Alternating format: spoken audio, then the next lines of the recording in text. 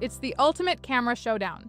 The high-tech Canon EOS R5 Mark II versus the retro-inspired Nikon ZF. One is built for professional speed and high resolution, while the other brings back the soul of film photography with modern power. The Canon features a massive 45-megapixel stacked sensor, perfect for pros who need every bit of detail and blistering speed. The Nikon ZF is a tactile masterpiece, housing a 24.5-megapixel sensor behind a beautiful retro exterior. While Canon dominates sports with its action priority AF, Nikon's ZF shines in street and lifestyle photography with unmatched character.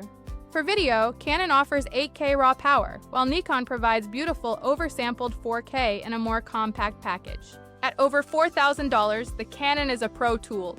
At $2,000, the Nikon ZF is a creator's dream. So, pro power or retro style? Which one are you picking? Subscribe for more camera comparisons.